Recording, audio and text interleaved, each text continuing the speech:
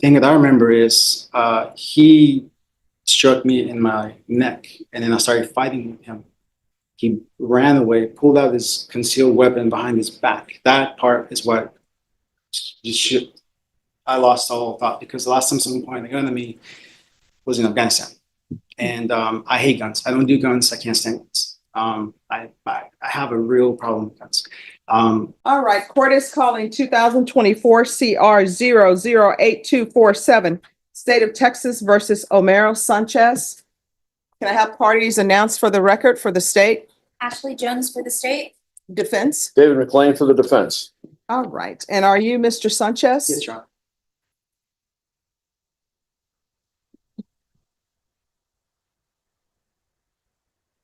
All right, you entered a plea on December 2nd to the offense of aggravated assault with a deadly weapon.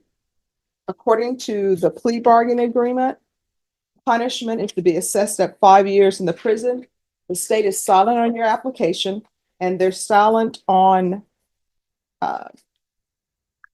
they're just silent on your application. There's a $1,000 fine. There's an affirmative finding of family violence. Have both parties had a chance to review the PSI report, state? Defense? Yes, Your Honor. Any objections to the PSI report, state? Not for the defense. And have both parties had a chance to review the MIC evaluation? Was that completed? I don't believe in make evaluation. I didn't see one, Judge. I did not see one. All right, that was ordered. Judge, can you give me the case number? It's 2024 CR 008247. That's the mid-evaluation was the top evaluation and the PSI. All right, and what are the results from the MIC evaluation? No, I'll be first. All right, thank you. After you all have finished reviewing that, just let the court know. All right, any objections to the MIC evaluation, state or defense? No, Your Honor. No, Your Honor. All right, defense, do you have any witnesses? Other than my client, no. All right, can you raise your right hand? Do you solemnly swear or affirm the testimony you give will be the truth and nothing but the truth, so help you God? Yes, Your Honor. All right, you can lower your hand if you'll state your name for the record. Omero Sanchez. All right, defense? Thank you, Your Honor.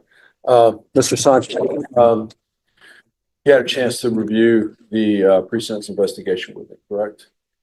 Okay. And the information that was contained there that the court now has available to them, that was all true and correct, right? Yes. Okay.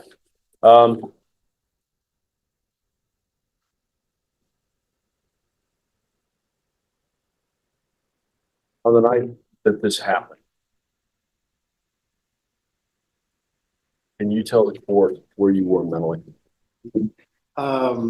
I was, I had I guess it was one of the first times I've had this, a sinking feeling in my chest, a flashback. The night before that, I was in Hondo. I was a Starbucks store manager. I was helping my district manager to open a store then. And because I was a veteran, they sent me down to the VFW. And while I was at the VFW, remember the last thing we did was we presented arms to the flag. And as soon as I rendered a salute, without even thinking about it, my heart just sank, and I felt sick to my stomach.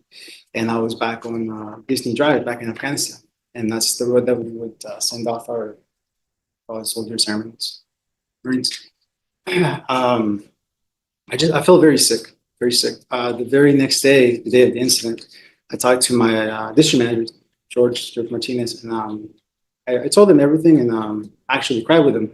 I hadn't cried in can't remember. So I wasn't in a to answer your question, I wasn't in a good state of mind. Okay. I didn't feel well. I did end up, and then the incident happened the night where I found my mother and my children, my ex-girlfriend, with the victim, Mr. Quintanilla.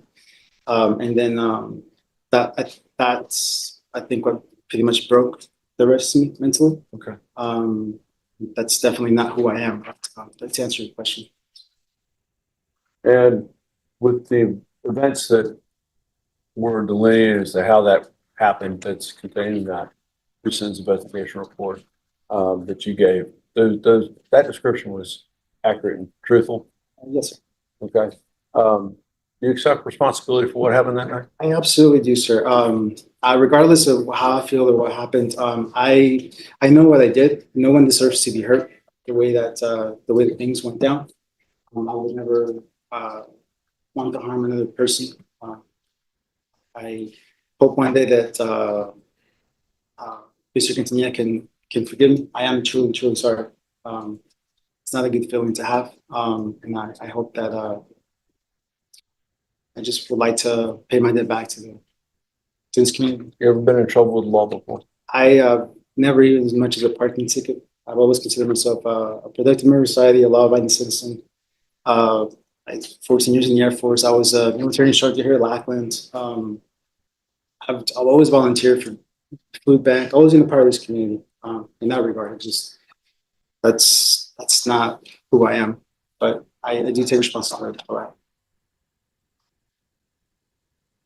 If there is restitution that's owed, is that something you're willing to pay to Mr. Quintanilla? Absolutely. Whatever the state feels is right to make this right. I'll do whatever. You've asked this court for deferred adjudication. Yes, sir.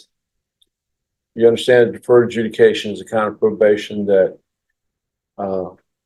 if you complete it successfully, your case will be dismissed. Yes, sir.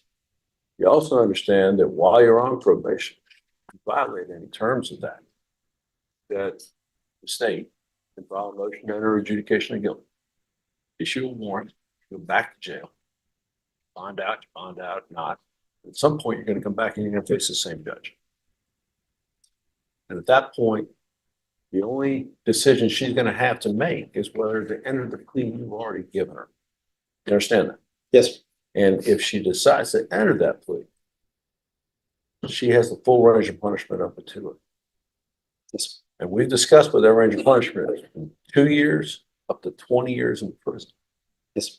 And while you're on probation, is that something you're going to consider every waking moment of your life while you're on probation? Absolutely. 20 years and $10,000 if you violate your probation. Yes, sir. Is there anything else you'd like to tell this court? I would just like to reiterate that I would like an opportunity to make this right. I know I've changed a lot of people's lives. 3 of us.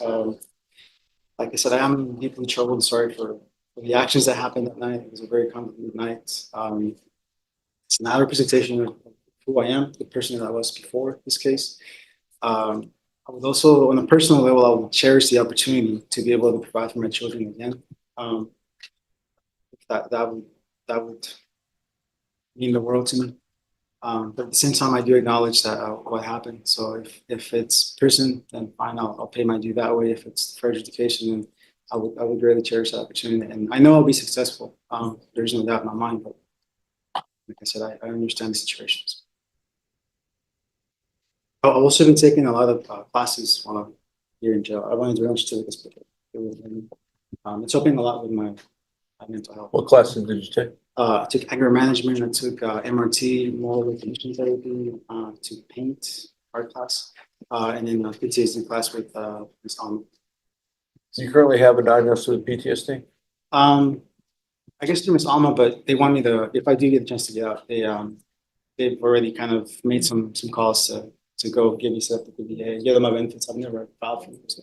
Okay. And you do have benefits available through the Veterans Administration? Yeah, they told me basically I'll get 100%. I never wanted to deal with the military. State, No questions, Judge. I have a few questions if there are no I objections. have no objection to it. All right, so what was the argument about? The mother of my children, Ms. Galvan, she was I caught her cheating. Well, I mean, it states in the stipulations that she hadn't dated you for years. No, man, we were together for 6 years. We had 2 kids together. We were on a lease at Pecan Springs apartment, and we were living together. I had no idea this was going on. I actually went to her for help because I was feeling really sick that night, and I just happened to. No, I mean, No, I read that you all hadn't been dating for a while. Did I read incorrectly? no, we were together for all the Counsel? way up till April of this year. last year. My understanding was that was kind of her statement, but I think from my client's perspective, they were living together still. They, I had no idea that was going on. All right, so it says in the stipulations that you came over to the home, correct? No, ma'am, this is in a parking lot. I went to, because I was feeling sick, so I was trying to find her, someone to talk to her about the incident I had. Because she went with me to the veteran event the night before. I took her and the kids. And then so the following day, because she worked late, she worked at Walmart. And I basically found them in the parking lot. So, but yeah, we were together. I mean, there was no question about that. Oh, Absolutely all no right, question about so that was me not interpreting this correctly. So it says that victim 2 advised that she was assaulted by her boyfriend of 4 years, which is you. Victim 2 also advised that she had been in a relationship with victim 1 for the last couple of months. So you go to the parking lot and you realize that she's been cheating on you. Yes, ma'am. All right. What do you mean you caught them? They were kissing and. So, All right. Why were you at that parking lot? Is it the parking lot of the apartment complex? no, it was a business next to their work. They used to work together. Okay. So they used to work together. I don't know if they still do, but they work together. All right. So you went to her place of employment to talk about your issues? Yes, because I talked to her previously around lunchtime. That I left work early, got the kids from daycare. But yeah, that's pretty much the gist. All right. So then you leave the location because it says that you started striking her and you shoved her into the vehicle. This is just in the stipulations. And she states that during the altercation, the person that she's with took out his firearm and pointed it at you, demanding that you leave. And then it states that, I'm just going to say her boyfriend states that then you walk away and you get into your vehicle. And then you make a U-turn and you accelerate towards her other boyfriend and towards her. And then you collide with her, with the vehicle. Then you exit your vehicle, start striking her boyfriend several times while the boyfriend is laying on the parking lot. And then you fled the location. Is that about right, sir? Not to my account. Okay, what is your account? Brought them in the parking lot. And this is where I lost control. I normally wouldn't do that. So I went at them. The thing that I remember is he struck me in my neck, and then I started fighting with him. He ran away, pulled out his concealed weapon behind his back. That part is what I lost all thought, because the last time someone pointed a gun at me was in Afghanistan. And I hate guns. I don't do guns. I can't stand guns. I have a real problem with guns. I got back into my car. I couldn't exit the parking lot without going back that way, because there was only one exit. So that's why I did that. But the whole time I was just thinking about the gun. I hit him with the vehicle. I didn't run him over or anything. He fell to the side, and then I got out trying to find the weapon. I wanted to take control of that weapon.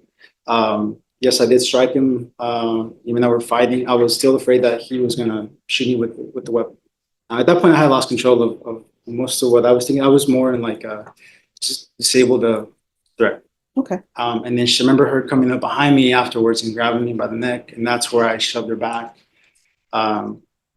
I shouted some threats at her, and then a bystander came by, and that's when I kind of snapped out of it. And I said, he had 2 kids with him, and that's when she had the gun towards the end, and then that's when I left the scene. I just didn't know. All right. Thank you for explaining that and clearing that up for me. Any other questions? No, Judge. Any other questions? Just one for clarification. When you were driving your vehicle toward him, was he pointing the gun at you? I don't remember, but in my head, he had the gun and that's all I was thinking about. All right. Well, isn't the complainant here, Mr. Quintanilla? Yes, Your Honor. All right. If anybody wants to ask him whether or not he was pointing a gun at him, The state will stick by the stipulations. the Good, complainant is here. I don't have any reason to question. All right. Is there anything else? Not from the state, Your Honor. That has cleared up some things for the court. So what does the complainant want?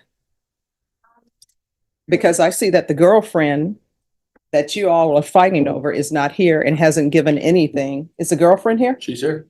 Oh, they're sitting separately. Are they no longer together? No, they're together. My understanding is they are, but we have to separate for, he's the one giving the victim impact statement. Oh, okay. Is there anything either one of them would like to say? Or do they, I mean, what would they want to see happen in this case? He just won. Sure. Judge, I would kind of object to that because the state was remaining silent. Well, let me just tell you, it's probably for your benefit. Understood. Thank you, Judge. And to the complainant, just know if I were to give him probation, he is going to be on GPS and there would be no contact. I will say that the state is going to remain silent, but so I have the information, I just, they're remaining silent. Okay. So I don't, I thought I heard him to. Oh. Oh, okay. Yeah. Well, there's no objections then, our, the victim would like prison time and, the girlfriend, Vivian, who is not a stress victim, said that she just wants what's fair. Okay. All right. Well, I'm going to do what I believe is fair in this case. And I'm assuming he has no criminal history. Nice.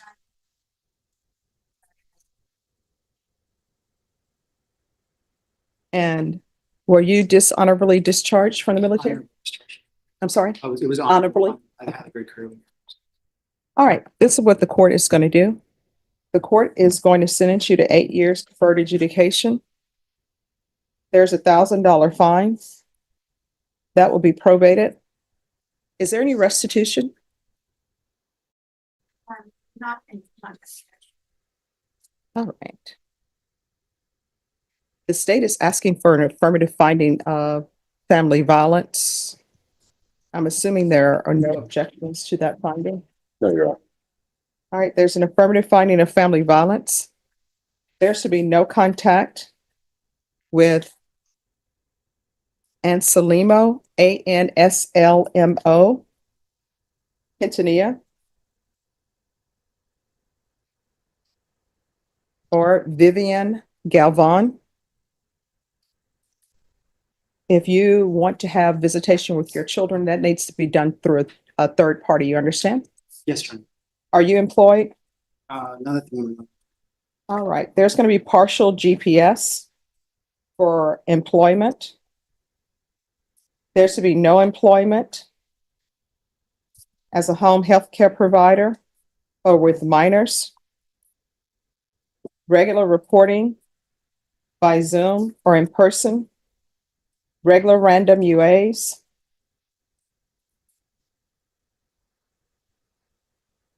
There's going to be anger management. Field visits 1 time per month for 6 months.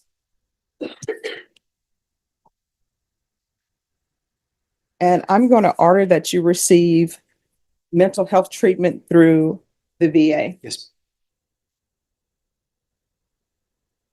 So probation, it'll be mental health treatment through the VA.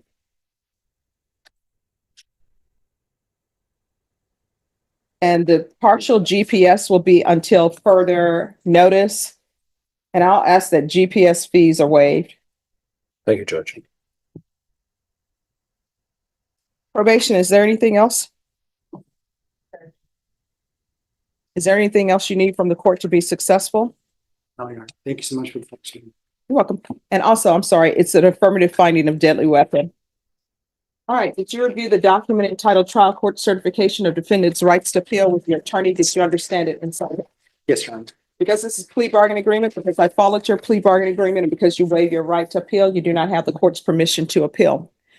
Do you understand? Yes, Your Honor. All right, we can go off the record. So in this court, to be successful on probation, communication is key. If there is an issue, you need to let the probation officer know. If you feel as though they're not addressing the issue, then you can always come back to the court. Do you understand? Yes, Your Honor. Would I be able to speak to you or just? Oh, just 1 second. I'm so sorry. Also, probation, it's 150 hours of community service restitution. And I'm going to order parenting classes. Once you complete that, the community service hours will be deemed satisfied. Thank you. And you were asking? If I have questions, I could speak to somebody in here. You speak to your probation officer.